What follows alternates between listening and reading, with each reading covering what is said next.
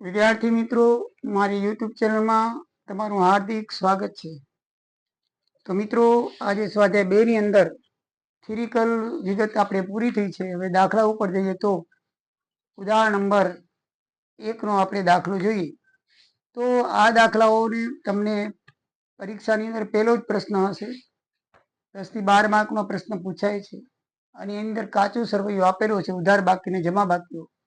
એના ઉપરથી આપણે 5 ખાતા બનાવવાના હશે. વેપાર ખાતું, નફા નુકસાન ખાતું, નફા નુકસાન ફાળવણી ખાતું અને મૂડી ખાતું. કયા ખાતામાં શું લખાય છે મેં તમને બરાબર રીતે શીખવાડી દીધું છે. છતાં પણ એક રીતે તમને યાદ કરાવું તો વેપાર ખાતામાં વેપારને લગતા ખર્ચા, ખરીદ અને વેચાણ આવે છે. વેપારને લગતા ખર્ચા એટલે કે મજૂરી, આવક, માલ ભાડા ખાતું. ખરીદી હોય તો ઉધાર બાજુ, વેચાણ હોય તો જમા બાજુ, અને વેચાણ પરત ને ખરીદ પરત બે આટલું આવે છે. જ્યારે નફા નુકસાન ખાતાની અંદર ભાગીદારોના પોતાના ખર્ચા સિવાય બાકીના જે વહીવટી ખર્ચા છે, વેચાણના ખર્ચા છે, નાણાકીય ખર્ચા છે, બીજા અન્ય ખર્ચા, ઘાતઘાત છે, ઘસારો છે, એ આવે છે. અને વેપાર ખાતેથી નફો હોય કે ખોટ હોય તો આ વેપાર ખાતે લઈ આવવામાં આવે છે. ભાગીદારોના મૂડી ખાતામાં ફક્ત મૂડીનો જ વ્યવહાર હોય છે. આ મૂડી બાકી આગળ લાવ્યા અને એના ઉપર વ્યાજ હોય છે તે. અને નફા નુકસાન ફાળવણી ખાતે જે ખોટ હોય તો ઉધાર બાજુ અને નફો હોય તો જમા બાજુ લઈ આવવામાં આવે છે. ભાગીદારોના પર્સનલ ખાતા છે આ ફાળવણી ખાતું અને મૂડી ખાતું. મૂડી ખાતામાં ભાગીદારોને મૂડી લગતી જે વિગતો એ આવે, અને ફાળવણી ખાતામાં પણ ભાગીદારોના જે નફો નુકસાન ફાળવ્યું હોય, ખોટ હોય તો ખોટ જે ફાળવી હોય એ આવે છે. બરાબર છે, અહીંયા ખોટ ફાળવી છે તે એ આવે છે. અને વ્યાજ ઉપાડનું ને મૂડીનું એટલું આવે છે. એ આપણે સમજી ગયા છીએ વિગતવાર. તો મિત્રો, ચાલો આપણે જોઈએ. હવે આની અંદર તમારે ઉધાર બાકી હોય એમાં શું આવે તો ઉધાર મિલકતોની હંમેશા ઉધાર બાકી આવે. તો ઉધાર બાકીમાં મિલકતો હોય છે. તમારે મિલકત અને લેણા બાજુ પાકા સરિયામાં લખી નાખવાની, અને હવાલો હોય તો હવાલો અસર આપવાની. કેવી રીતે થાય છે આપણે જોઈએ, પણ તમને ખ્યાલ આવી જાય. મૂડી અને કાચા સોડાની ઉધાર બાકીઓમાં બે વસ્તુ હશે. એક તો મિલકતો હશે અને બીજું હશે ખર્ચાઓ. તો જે ખર્ચાઓ વેપાર ખાતાને લાગુ પડતા હોય એ ખર્ચાઓ વેપાર ખાતાની ઉધાર બાજુ, અને જે ખર્ચાઓ નફા નુકસાન ખાતાને લાગુ પડતા હોય નફા નુકસાન ખાતાની ઉધાર બાજુ લખી નાખવાના. જ્યારે જમા બાકીની અંદર મૂડી હશે તો મૂડી છે એ તમારે પાકા સરિયામાં નહીં લખવાની. અહીંયા મૂડી ખાતું બનાવવાનું છે એટલે બાકી આગળ લાવ્યા એમ કરીને મૂડી ખાતામાં લખી નાખવાની. જો મૂડી ખાતું ન બનાવવાનું હોય તો આપણે મૂડી અને દેવા બાજુ મૂડી લખશું. બરાબર છે, ઇનર કોલમમાં લખવાની. જે હવાલાઓ છે, પહેલા તો જે હવાલો વાંચી અને ટીક કરી લેવાની રકમમાં. એટલે આપણે જ્યારે એક એક આઈટમ જોતા જઈએ ત્યારે જે ટીક કરેલી આઈટમ આવે ત્યારે સમજી લેવાનું કે આ હવાલાની છે ને એની જે રકમ છે ઇનર કોલમમાં લખવી પડે, કારણ કે અંદર લખવી પડે. એટલે અંદર લખવાનું કારણ કે આ અંદર લખીએ તો એમાં હવાલો છે એ અસર આપીને પછી બારે ચોખ્ખી રકમ આપણે લખી શકીએ. એટલે બરાબર ધ્યાનમાં રાખવું. જે રકમના હવાલા છે એ ઇનર કોલમમાં લખી હવાલાની અસર આપીને પછી જ આઉટ કોલમમાં લખવાની છે. બાકી જેમાં હવાલા નથી એ સીધા જ્યાં લાગુ પડતી હોય ત્યાં એને આપણે લખી નાખવાની છે.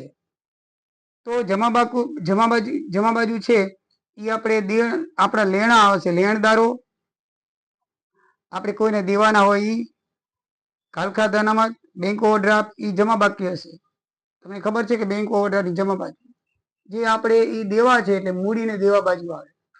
જેમાં ઉધાર બાકી છે એ કેમ મિલકત આવે છે તો મિલકતને લેણા બાજુ આવે. એમ જ્યારે તમે કાચા સોડાની જમા બાકી જુઓ એટલે એ બધી મૂડી અને દેવા બાજુ આવશે. કઈ બાજુ આવશે? મૂડી અને દેવા બાજુ.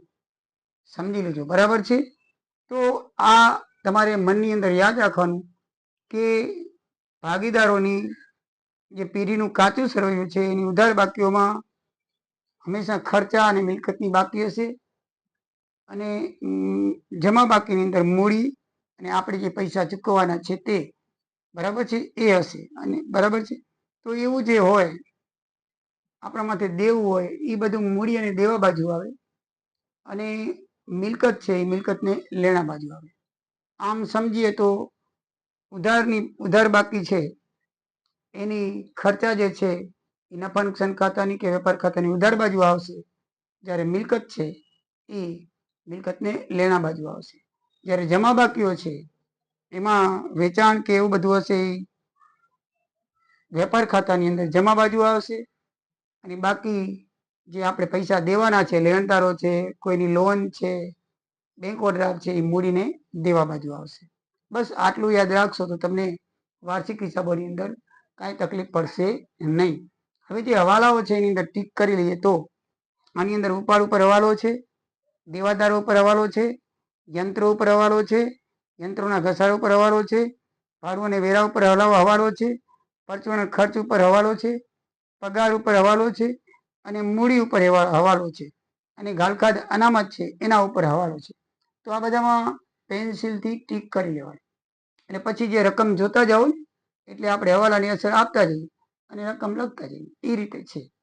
એટલે પહેલા હવાલા વાંચી લેવાના, એને હવાલા વાંચી અને પછી જે રકમ છે એમાં ટીક કરીને પછી આપણે દાખલાની શરૂઆત કરવાની. તો ચલો મિત્રો જોઈએ. તો ઉપાડ છે રામ અને શ્યામ. આની અંદર રામ અને શ્યામનો જે ઉપાડ છે એનું મૂડી ખાતું છે એની અંદર આવશે. તો ઉપાડ ખાતે 18,000 રામના છે અને 16,000 શ્યામના છે. મિત્રો ધ્યાન રાખજો, હવાલાની બે અસર આવશે અને ખાલી કાચા સરિયાની અંદર રકમ આપેલી હોય એ ડાયરેક્ટ સીધી આપણે જ્યાં લાગુ પડતી હશે એક જ અસર આવશે. એટલે આ જે ઉપાડ છે એ એક જ અસર અહીંયા લખાશે. બરાબર છે. પછી દેવાદારો છે. તો દેવાદારો ઉપર હવાલો છે. બરાબર છે. તે દેવાદારો લખ્યા છે 45,000. એમાં લખ્યું છે કે દેવાદારો ઉપર 5% ગાલખાદની અનામત જોગવાઈ કરવાની છે.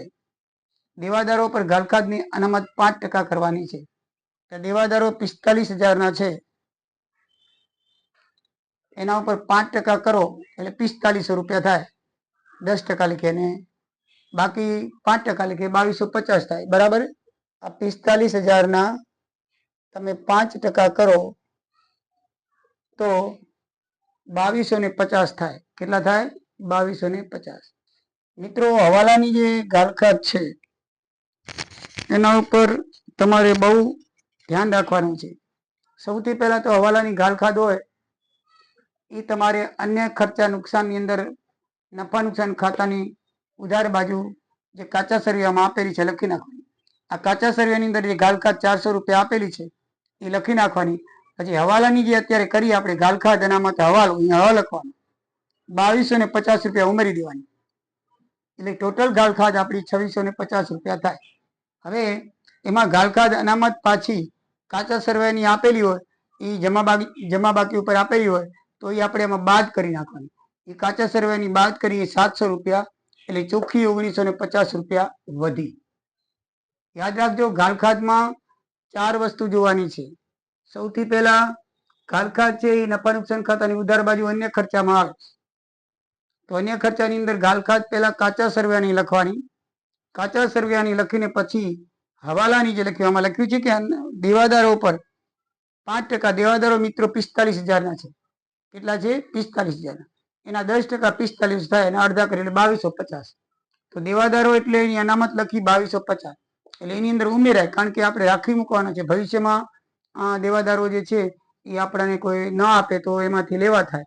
અનામત એટલા માટે રાખવામાં આવે છે કે ભવિષ્યની નુકસાન હોય તો એને પહોંચી વળવા માટે વધારે ગાલખાદ હોય તો એમાંથી માંડી વાળીએ આપણે અને પછી જ્યારે આપે ત્યારે પાછી એમાં જમા કરીએ. એટલે ધંધામાંથી મૂડીને નુકસાન ન થાય એટલા માટે. એટલે આ 2250 અનામત છે એમાં ઉમેરવાની એટલે કુલ 2650 થાય. અને કાચા સરિયાની જે અનામત છે એ બાદ કરવાની. કારણ કે એ જે પહેલેથી કરેલી છે એમાંથી આપણે નવી અનામત કરી છે એટલે એ બાદ થઈ જાય. એટલે કાચા સરિયાની જે અનામત છે એ જમા બાકી આપેલી છે એ બાદ કરી નાખી 700 એટલે ચોખ્ખી બાકી 1950 રહે. બરાબર છે. કાચા સરિયાની અંદર હવે આપણે જો જોઈએ તો દેવાદારો છે એ આપણી મિલકત કહેવાય. બરાબર છે. આપણે લેવાના છે તો 4500 ઇનર કોલમમાં લખશું. ક્યાં લખશું? ઇનર કોલમની અંદર. અને ગાલખાદ બાદ કરી અને ચોખ્ખા આપણે લખશું. તો મિત્રો અહીંયા આપણે દેવાદારો લખ્યા છે. બરાબર. ક્યાં લખ્યા છે?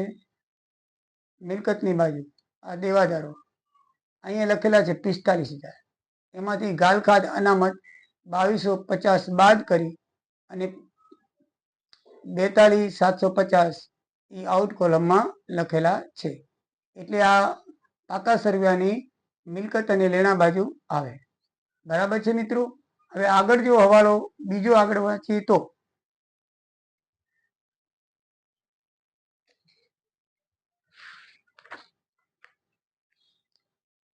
સ્ટોક 1/4/16 લખેલો, શરૂઆતનો સ્ટોક લખ્યો છે 25,000. તો એ શરૂઆતનો સ્ટોક હંમેશા વેપાર ખાતાની ઉધાર બાજુ આવે. આખરનો સ્ટોક હોય તો મિલકતને લેણા બાજુ આવે.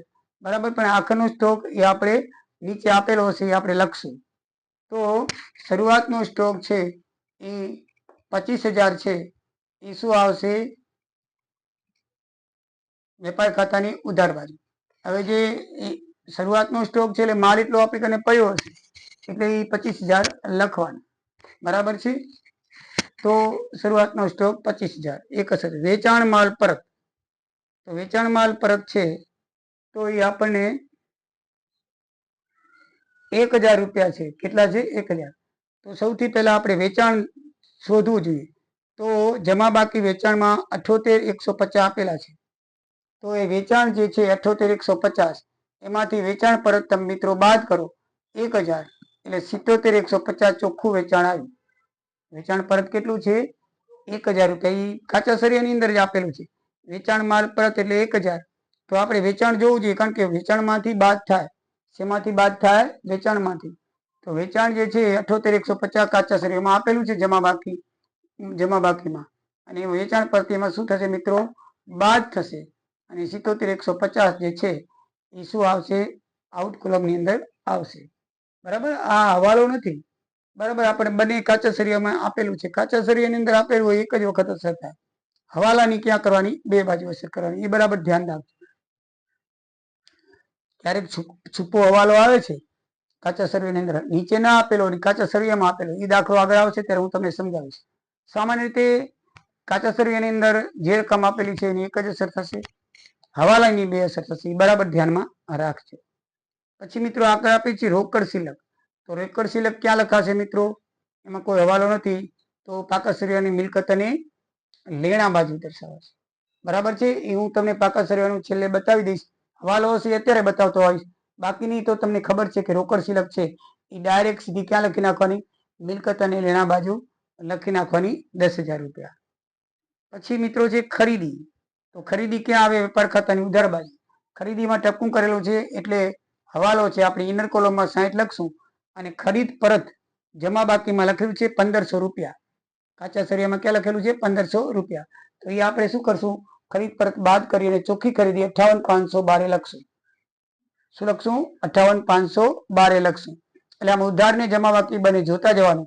વેચાણ હોય તો વેચાણ પરત છે કે નહીં જોઈ લેવાનું. એ વેચાણ હોય, વેચાણ પરત હોય તો વેચાણની રકમ ઇનર કોલમમાં લખી વેચાણ પરત બાદ કરી લખવાની, જેમ અત્યારે આપણે લખી છે તેમ. એવી રીતે ખરીદી પણ હોય તો ખરીદીના હવાલો હોય તો જોઈ લેવાનું.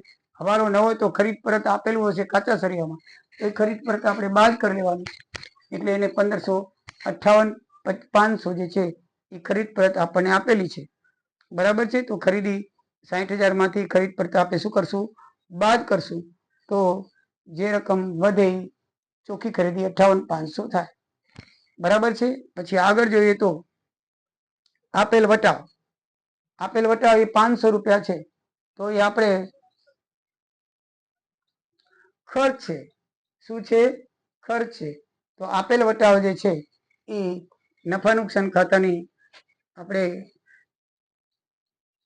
ઉધાર બાજુ ખર્ચ હોવાથી અહીંયા લખશું વેચાણ વિતરણ ખર્ચામાં વટાવ 500. વેચાણ વિતરણમાં કેમ આપે? આપણે વેચાણ કર્યું ત્યારે વટાવ આપે એટલે વેચાણ વિતરણ ખર્ચાની અંદર આવે. વેચાણને લગતા ખર્ચાની. બરાબર છે. વટાવ. તમને એમ થશે કે નફા નુકસાન ખાતામાં એટલે આ વેપાર ખાતામાં ના, વેપાર ખાતામાં માલને લગતા ખર્ચા આવે. ખરીદી અને વેચાણને લગતા ખર્ચા. આ છે ને વેચાણ કર્યું છે, વેચાણ કર્યું ત્યારે વેપાર આપણે વટાવ ખર્ચો. એટલે વટાવ બરાબર ધ્યાન રાખજો. એ વેપાર ખાતાની અંદર નહીં આવે. વટાવ છે એ આપણું નુકસાન છે એટલે નફા નુકસાન ખાતાની અંદર આવશે. પછી છે ઘાલખાત 400 રૂપિયા. એના વિશે આપણે સમજાવી દીધું. આખી થઈ ગઈ હવાલો. બરાબર છે. પછી યંત્ર ઓફિસ 18,250. તો મિત્રો યંત્રોની બાકી આપી છે ઉધાર બાકી 18,250 ઉધાર બાકી આપી છે. કેટલી આપી છે? 18,250. અને પાછો નીચે એનો ઘસારો પણ આપ્યો છે 1,750. બરાબર છે, 1,750. એટલે ટોટલ કિંમત એની અગાઉના વર્ષે કેટલી હશે? 20,000 હશે. કેટલી હશે? આ બરાબર ધ્યાનમાં રાખવાનું. ઘસારોને બે આપી દીધેલા હોય તો આપણે પેલા ઘસારો ગયા વર્ષનો પણ આપેલો છે અને ગયા વર્ષની કિંમત આપેલી છે, તો બંને એડ કરીએ ત્યારે સાચી કિંમત ગયા વર્ષની 20,000 આવે. સીધી લીટીનો ઘસારો છે એટલે આપણે 20,000 ઉપર 10% લેખે ઘસારો ગણવાનો છે. નીચે લખ્યું છે કે યંત્રો પર 10% લખે અને ફર્નિચર પર 5% લેખે ગણવાનું છે. તો મિત્રો 20,000 ઉપર 10% એટલે ઘસારો યંત્રો પર ઓફિસ ઉપર 2,000 રૂપિયા થાય. કેટલો થાય? અહીંયા તમે જુઓ 2,000 રૂપિયા.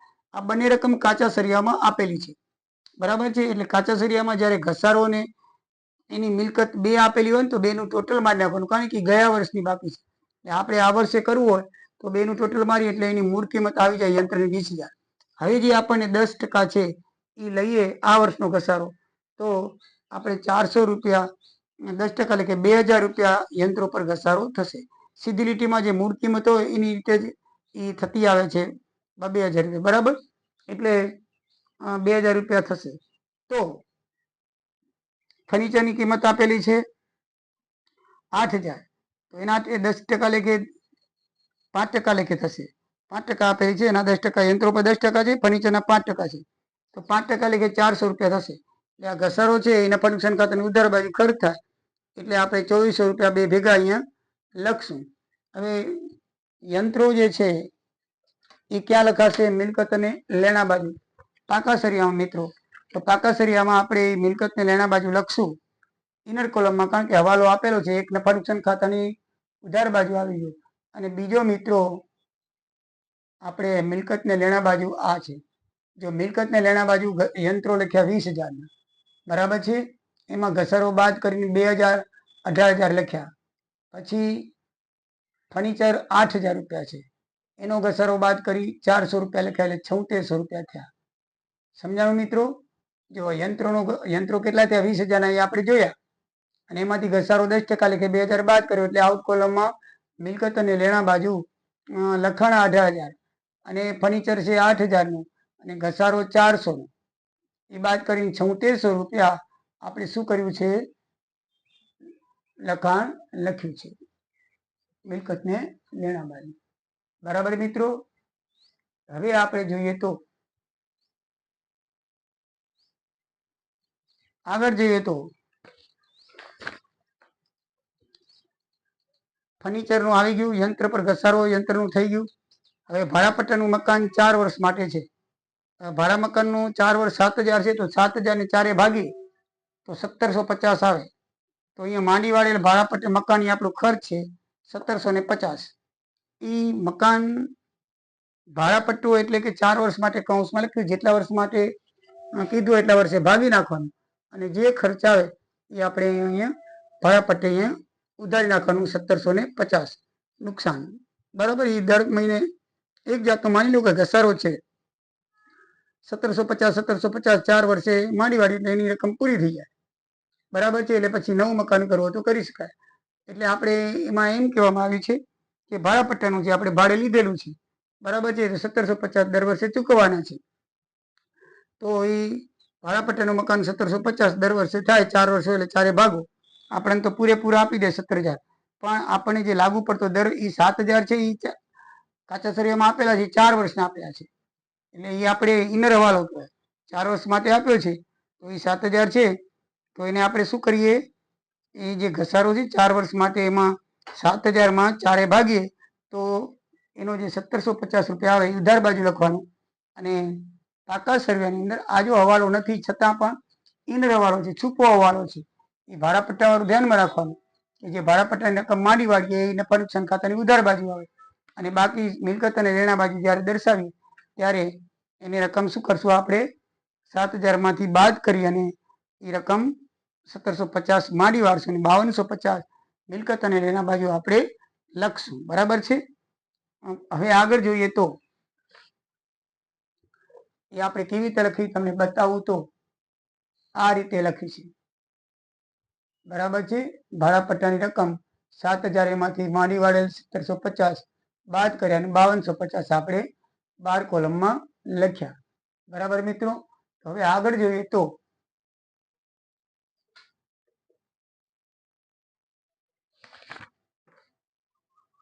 પાઘડી 40,000, તો એ આવશે મિલકત અને લેણા બાજુ. બરાબર છે. પાઘડી લખવાની ક્યાં આવશે? મિલકત અને લેણા બાજુ. તો એમાં કોઈ હવાલો નથી, તો 40,000 અદેશ્ય મિલકતની અંદર લખાશે. પછી બીજી આઈટમ બતાવો એટલે તમને ભેગું બતાવીશ. મિલકત અને લેણા બાજુ તો તમને ખબર છે. પછી છે વેપાર ખર્ચ. વેપાર ખર્ચ 1250. જો વેપાર ખર્ચ લખેલું છે, બરાબર છે, તો 1250 વેપાર ખર્ચ લખેલું છે, તો આપણે સીધું નફા નુકસાન ખાતાની ઉધાર બાજુ વેપાર ખર્ચ 1250. ધ્યાન રાખજો, વેપારને લગતા ખર્ચા એ બધા નફા નુકસાન ખાતાની ઉધાર બાજુ આવે. માલને લગતા ખર્ચાઓ એ જ વેપાર ખાતાની ઉધાર બાજુ આવે. ધ્યાન રાખજો.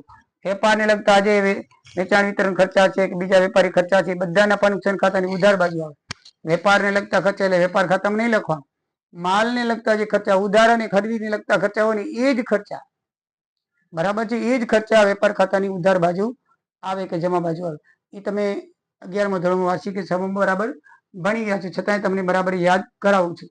ને એમ થાય કે વેપાર ખર્ચા વેપાર ખાતામાં કેમ ના લખ્યા? વેપાર ખર્ચા છે ડાયરેક્ટ સીધા અહીંયા તમે 1250 લખી શકો ઉધાર બાજુ. બરાબર છે. ભાડું અને વેરામાં હવાલો છે, તો ભાડું અને વેરા 5,000 છે, તો ભાડું અને વેરો છે આપણો વહીવટી ખર્ચ છે. બરાબર છે. તો અહીંયા આપણે લખશું 5,000. ભાડું અને વેરો ક્યાં લખશું? 5,000. હવે ચૂકવવાના બાકી છે, હવાલામાં નીચે લખ્યું છે કે ચૂકવવાના બાકી 1,500 રૂપિયા, તો એ બાદ કરશું. એમાં આપણે ઉમેરશું, કારણ કે હજી આપણે દેવાના છે. એક તો આપણે 5,000 ભાડું ને વેરો છે ને ઉપરથી આ આપણે દેવાના બાકી છે. દેવાના શું કરવાના છે? બાકી છે. એટલે આપણે એમાં પ્લસ કરશું. બરાબર છે. એટલે 5150 12ની કોલમમાં લખાશે. સમજી ગયા મિત્રો? 5,000 રૂપિયા જે છે એ 5,000 રૂપિયા તો ખર્ચ છે એટલે ઉધાર બાજુ આવે. પછી હવાલામાં નીચે લખ્યું ચૂકવાના બાકી 150, એટલે ટોટલ 5150 દેવાના થાય. હવે ચૂકવાના જે બાકી છે એ આપણું દેવું છે, તો પાકા સરિયામાં મૂડી અને દેવા બાજુ શું લખાશે? 150 રૂપિયા લખાશે. બરાબર છે. મૂડી અને દેવા બાજુ. એના પછી છે આવક માલ ગાળા ભાડું. તો મિત્રો આવક માલ ગાળા ભાડું વેપાર ખર્ચ માલને લગતું છે, કારણ કે માલ ખરીદ્યો એટલે ગાળામાં લઈ આવ્યા. તો આવક માલ ગાળા ભાડું હંમેશા વેપાર ખાતાની ઉધાર બાજુ આવે. જાવક માલ હોય તો જમા બાજુ લખવાનું. બરાબર છે. તો એ આવક માલ ગાળા ભાડું 400 રૂપિયા છે. કેટલું છે? 400 રૂપિયા. ડાયરેક્ટ સીધા આપણે લખી નાખશું. પછી બેંક વ્યાજ 500 રૂપિયા. બેંક વ્યાજ આપણું નાણાકીય ખર્ચ કહેવાય, તો નફા નુકસાન ખાતાની ઉધાર બાજુ 500 રૂપિયા લખી નાખશું. પગાર 15,000 રૂપિયા. તો પગારની અંદર ટપકું કરેલું છે હવાલ, તો પગાર આવશે ઉધાર બાજુ નફા નુકસાન ખાતાની, તો કારણ કે આપણો ખર્ચ છે, પણ ચૂકવવાનો બાકી છે 500 રૂપિયા એટલે ઉમેરશું અને 1,550 આપણે એ બારે લખશું. હવાલામાં આપ્યો છે પગાર ચૂકવવાનું બાકી. હવે જે બાકી છે એ આપણું દેવું છે, તો એ પણ જેમ આપણે આ ચૂકવાનો બાકી ખર્ચ મૂડીને દેવા બાજુ લખ્યો, તો એની નીચે પણ ચૂકવાનો બાકી પગાર એમ કરીને મૂડી અને દેવા બાજુ લખાશે. બીજી અસર ત્યાં પાકા સરિયામાં થશે. એક અસર ક્યાં થશે? ઉધાર બાજુ. બરાબર છે. હવે મિત્રો આગળ આપેલું છે મજૂરી 14,000 રૂપિયા. બરાબર છે. તો મજૂરી એ માલને લગતી હોય છે. બરાબર છે. માલ ખરીદતી કે વેચાણ વખતે મજૂરી ચૂકવવાની હોય છે. તો મજૂરી યાદ રાખવાનું, હંમેશા વેપાર ખાતાની ઉધાર બાજુ આવે. ક્યારે? મજૂરી છે એ નફા નુકસાન ખાતાની ઉધાર બાજુ નહીં આવે, કારણ કે એ માલને લગતો ખર્ચો છે, વહીવટી ખર્ચો નથી કે વેચાણ ખર્ચ નથી. બરાબર છે. માલ ઉપાડીએ અને લઈ જઈએ એના માટેનો છે, એટલે માલને લગતો ખર્ચો હોવાથી વેપાર ખાતાની કઈ બાજુ આવશે? ઉધાર બાજુ. બરાબર. અને અગાઉથી ચૂકવેલ વીમો 200 રૂપિયા. અગાઉથી ચૂકવેલ વીમો એ આપણું શું છે? લેણું છે. બરાબર છે. આપણે વીમા કંપની પાસે માંગીએ, અગાઉથી કોઈ પણ ચૂકવેલ રકમ હોય મિલકતને લેણા બાજુ લખવાની. કોઈ પણ રકમ હોય મિલકત અગાઉથી આપણે કાંઈ ચૂકવી એટલે આપણે એક જાતનું લેવાનું થાય. બરાબર છે. તો એ અગાઉથી ચૂક્યો છે એટલે એ મિલકત અને લેણા બાજુ છેલ્લે અગાઉથી ચૂકવેલ વીમો લખાશે. બરાબર છે મિત્રો. તો હવે તમને કઈ કઈ આઈટમ મેં તમને કીધી હતી પાકા સરિયામાં એ તમને હું બતાવી દઉં છું. તો જુઓ આપણે મૂડી અને દેવા બાજુ મેં તમને કીધું હતું કે પગાર આવે, ચૂકવાના બાકી ખર્ચા. તો પગાર એ લખ્યો છે 500, પરચુરણ ખર્ચ 150 અને ભાડું ને વેરા 150. આ ટોટલ ખર્ચ અહીંયા 800 રૂપિયા મૂડી અને દેવા બાજુ લખ્યા છે. અને અગાઉથી ચૂકવેલ વીમો એ આપણે ચૂકવાનો બાકી હોવાથી 200 રૂપિયા અહીંયા લખ્યું છે ને, અગાઉથી ચૂકવેલ વીમો. બરાબર છે. અને રોકડ સિલક જો ડાયરેક્ટ 10,000 અહીંયા લખી છે. મેં જે તમને જણાવી કે સીધે સીધી લખાશે. બરાબર છે. તો મિલકત અને લેણા બાજુમાં તમે જુઓ બિનચાલુ મિલકતો છે. 10 મિલકતમાં યંત્રો આવી ગયા, 20,000 ઘસારો બાદ કર્યો, 18,000 બારે લખ્યા. ફર્નિચર પણ આવી ગયું, 400 બાદ કર્યા, 7600 બારે લખ્યા. ભાડાપટ્ટાનું મકાન જો આવી ગયું, 7,000 માંથી 1750 બાદ કર્યા. બરાબર છે. એક વર્ષના 7,000 ભાગ્યા 4 તો 5250 બારે આવ્યા. અને 1750 આપણે નફા નુકસાન ખાતાની ઉધાર બાજુ લખ્યા. પાઘડી અદસ્ય મિલકત હતી, 40,000 ડાયરેક્ટ સીધે લખી નાખ્યા. અને આખર સ્ટોક દાખલામાં આપેલો છે 45,000 રૂપિયા, સોરી, હા 45,000 રૂપિયા. એટલે ડાયરેક્ટ સીધો આપણે મિલકત લેણા બાજુ લખી નાખશું. નીચે હવાલામાં આપેલો છે 45,000. તો એની બે અસર થશે. એક અસર ક્યાં થશે? મિલકત અને લેણા બાજુ હંમેશા આખરનો સ્ટોક 45,000 રૂપિયા મિલકત અને લેણા બાજુ આવે. અને બાકી બીજી અસર આખરનો સ્ટોક વેપાર ખાતાની જમા બાજુ આવશે. શરૂઆતનો સ્ટોક વેપાર ખાતાની ઉધાર બાજુ આવે. તો અત્યારે 45,000 આખરનો સ્ટોક હવાલો છે, તો મિલકત ખાતાની બાકાસરીની અંદર મિલકત ને લેણા બાજુ આવશે. તો મિત્રો મિલકત ને લેણા બાજુની બધી સાઈડ ક્લિયર થઈ ગઈ. આપણે કરી નાખી, તમે જોઈ લો. બરાબર છે ને. જો યંત્રો કરી નાખ્યા, ઘસારો વાળીને ફર્નિચરનો પણ કરી નાખ્યું, ભાડાપટ્ટી જમીનનું કરી નાખ્યું, અદસ્ય મિલકત ડાયરેક્ટ સીધી લખી, આખા સ્ટોક ડાયરેક્ટ સીધો લખ્યો. અને દેવાદારો પર હમણાં ગાલખા દવણામાં તો આપણે 2250 વાળી લીધી તે મેં તમને બતાવ્યું હતું. અને રોકડ સિલક પણ ડાયરેક્ટ સીધી લખી. અને અગાઉથી ચૂકવેલ વીમો 200 રૂપિયા. આ બાજુ આપણે મૂડી આવશે એ પછી જોઈશું, કારણ કે એ ફાળવણી ખાતાની ચાલુ બાકી વધારી લખે. આપણે ખાલી અત્યારે ચૂકવાના બાકી ખર્ચામાં પગારનો હવાલો જોયો, પરચુરણ ખર્ચ જોયા અને ભાડું વેરો. આ ચૂકવાના બાકી ખર્ચા છે. નફા નુકસાન ખાતામાં આપણે ઉધાર બાજુ એમાં પ્લસ કર્યા, અને આપણે દેવાના બાકી હોવાથી મૂડી અને દેવા બાજુ ઉધાર બાજુ લખ્યા. ટોટલ 800 રૂપિયા આપણે લખ્યા. હવે મિત્રો આપણે આગળ જોઈએ તો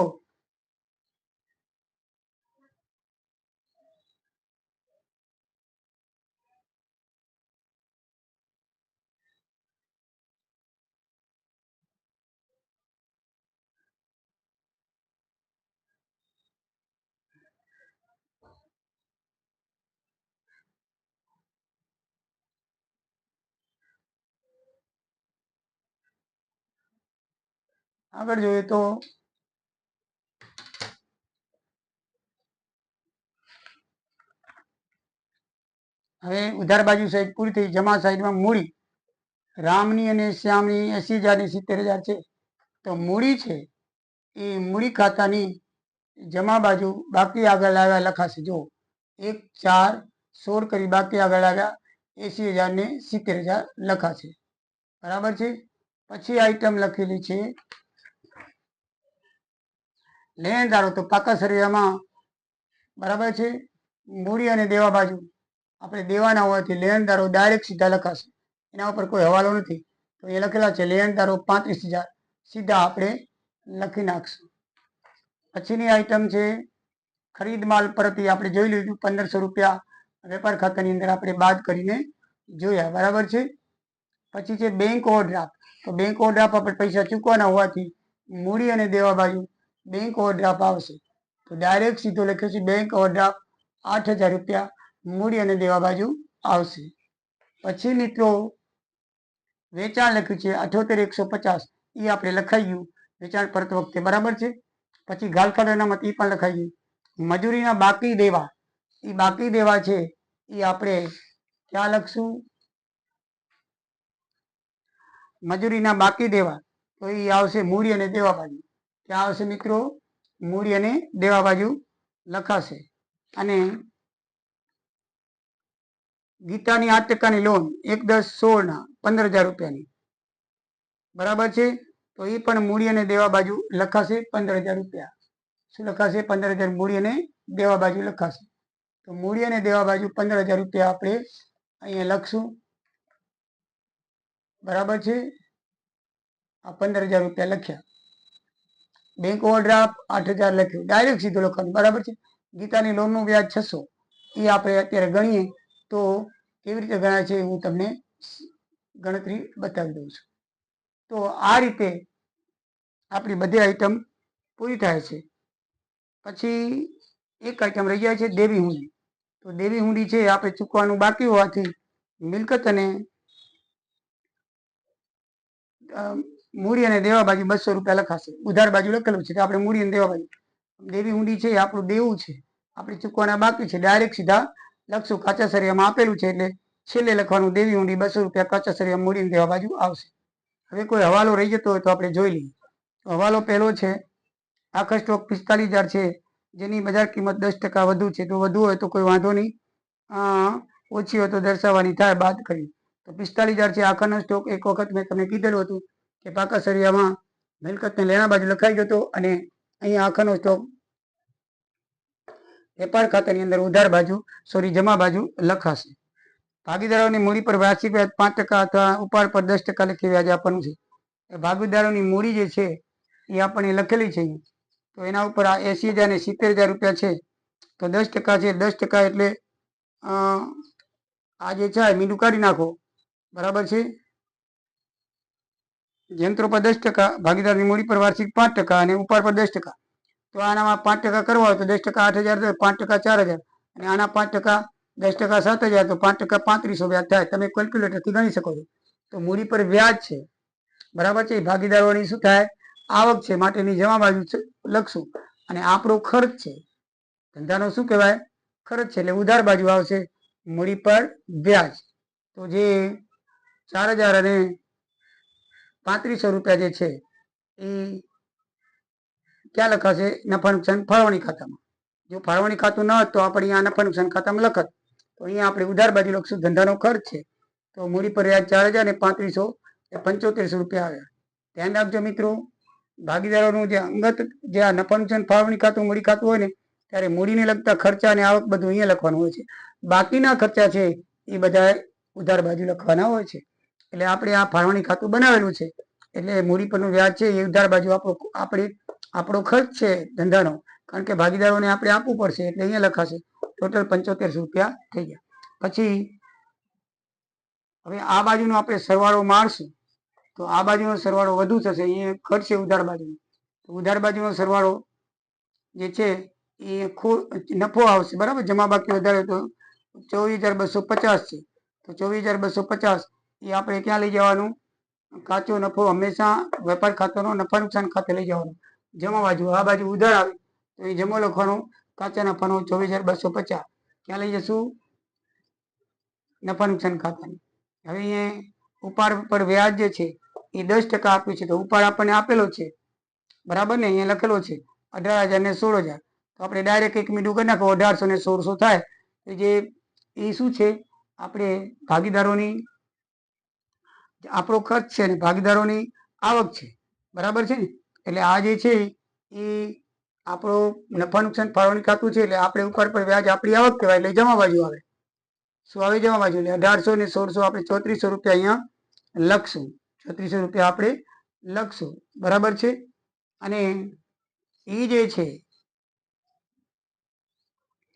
એનો બીજી અસર ક્યાં આવશે? ભાગીદારોના મૂડી ખાતામાં. કારણ કે ભાગીદારોનું મૂડી ખાતામાં છે એનો પોતાનો ખર્ચ કહેવાય એટલે ઉધાર બાજુ આવશે 1800 ને 1600. બરાબર છે? મૂડી અને મૂડીનું વ્યાજ, ઉપાડ ને ઉપાડનું પર વ્યાજ. મૂડી જમા બાજુ તો મૂડી પરનું વ્યાજ જમા બાજુ, ઉપાડ ઉધાર બાજુ તો ઉપાડ પરનું વ્યાજ પણ ઉધાર બાજુ લખાશે. બરાબર? પછી બીજો હવાલો આગળ લખીએ તો 10% યંત્રો પર ને 5% ફર્નિચર પર ઘસારો એ આપણે જોઈ ગયા. દેવાદારો પર 5% અનામત કરી નાખી. ચૂકવાના બાકી ખર્ચા પગાર 500, ભાડું પરચુરણ ખર્ચ 150 અને ભાડું 150 એ પણ હવાલા આપણે અહીંયા કરી નાખ્યા છે. પછી લખ્યું છે કે ભાગીદારી કરારનામાની જોગવાઈ પ્રમાણે નુકસાન હોય તો પણ મૂડી પર ચૂકવવાનું બાકી થાય. બરાબર છે? એ લખેલું છે. તો મિત્રો આ રીતે આ દાખલો પૂરો થાય છે અને આના ઉપર હવે કાંઈ પણ આપણે કરવાનું રહેતું નથી. બરાબર છે. એક ભાગીદારો ઉપર વ્યાજ આપણે તમને કહી દઉં કે ગીતાની લોન ઉપર વ્યાજ તમે કીધું હતું તો ગીતાની લોન છે 8% લોન છે અને PRN છેદમાં 100 કરીને આપણે કરાય તો ગીતાની લોન કાચા સરિયામાં આપણે તારીખ આપેલી છે કે 1/4/1/10/16 એટલે 10, 11, 12, 1, 2, 3, 6 મહિનાનું આવે તો 8,000 છે.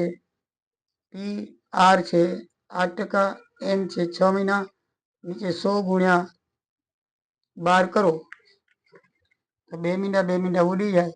6 એકા 6 દુ 12, 2 એકા 2 4 તો 8 ચોક 32.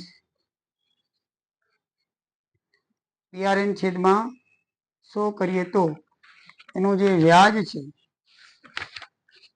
એ આપણે 15,000 છે. સોરી હો, કેટલા ટકાની લીધી છે? 15,000.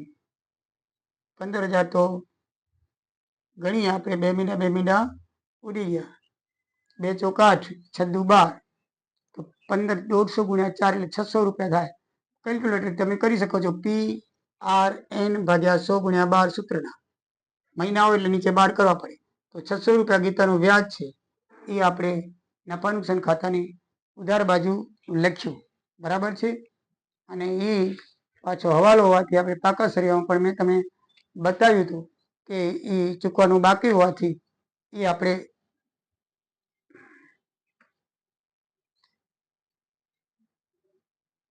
મૂડી અને દેવા બાજુ ગીતાની લોનનું વ્યાજ એમ લખશું.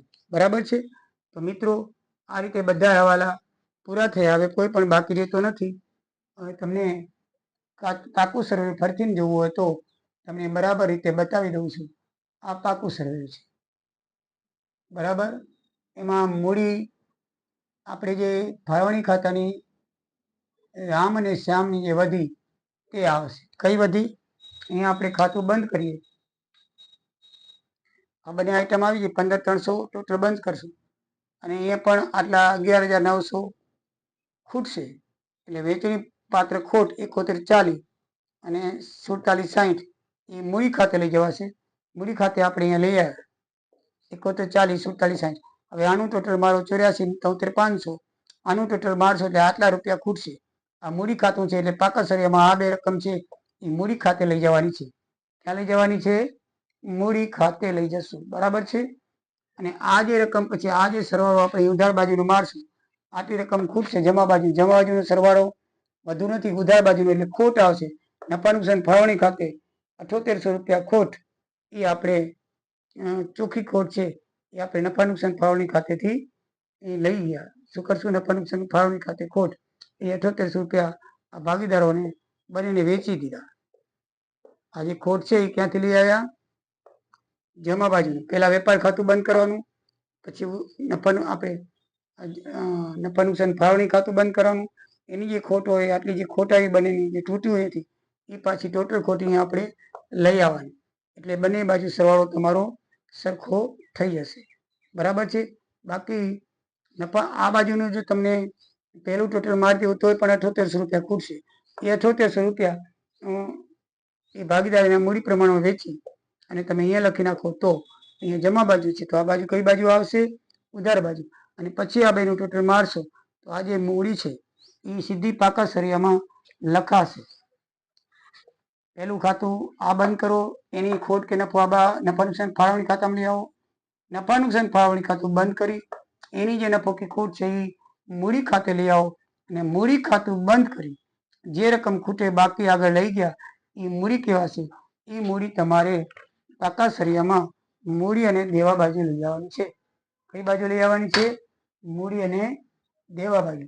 તો મિત્રો મૂડી અને દેવા બાજુ એની ખોટ લખાશે, એની મૂડી લખાશે અને એ પ્રમાણે આપણે અહીંયા મૂડી લખેલી છે. જો 57,060 અને 51,140. તો આ રીતે પાકું સર્વે છે. તમને જોવો હોય તો જોઈ શકો છો. આખું પાકું સર્વે. બધા આઈટમ આપણે ડબલ ડબલ હશે આપી અને જોઈ લીધેલી છે, એટલે તમને બરાબર ખ્યાલ આવશે.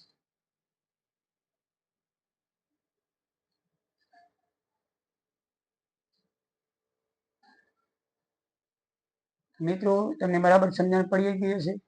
આમાં દાખલા લાંબા હોવાથી આખું શરીર પાછું ભેગું જ જોઈએ, કારણ કે એની અસર દર્શાવવા માટે. એટલે મેં હું તમને ચોપડીમાં બતાવતો આવતો હતો, અને બાકીના 4 ખાતા તમે બોર્ડમાં દોરેલા જ છે. બીજી અસર મેં આમાં તમને જે આપી એ તમે દર્શાવ્યું. મેં તમને બરાબર સમજાવેલું છે, છતાંય ખબર ન પડી તો કમેન્ટ કરશો. જય દ્વારિકાધીશ, જય સિયારામ. રકમ તમને હવે આપી દઉં તો દાખલાની રકમ આ પ્રમાણે છે. આ દાખલાની રકમ છે મિત્રો. રામ અને શ્યામની કાચું સરવૈયું નીચે મુજબ તમને આપેલું છે.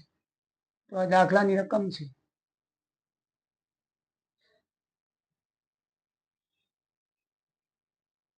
પેલી ઉધાર બાકી બતાવી દઉં. આ રીતે જમા બાકી છે. ઉધાર બાકી ને જમા બાકી બંને તમને આપેલી છે. બરાબર છે. નીચે હવાલા આપેલા છે. આખા સ્ટોક 45,000 છે. 10% વધુ છે. ભાગીદારની મૂડી પર વાર્ષિક 5% વ્યાજ અને ઉપાડ પર 10% વસૂલ કરવાનું છે. યંત્રો પર 10% અને ફર્નિચર પર 5%, દેવાદારો પર 5%, ગાળ ખાતાનામાં ચૂકવાના બાકી ખર્ચા પગાર 500, પરચુરણ ખર્ચ 150 અને ભાડું 150. ભાગીદારોના કરારનામા જોગવાઈ મુજબ નુકસાન હોય તો પણ મૂડી પર વ્યાજ ચૂકવવાનું છે, એટલે આપણે મૂડી પર વ્યાજ ચૂકવ્યું. બાકી રકમ આ પ્રમાણે છે, એ તમે જોઈ લેજો. મિત્રો આવજો. જય દ્વારિકાધીશ.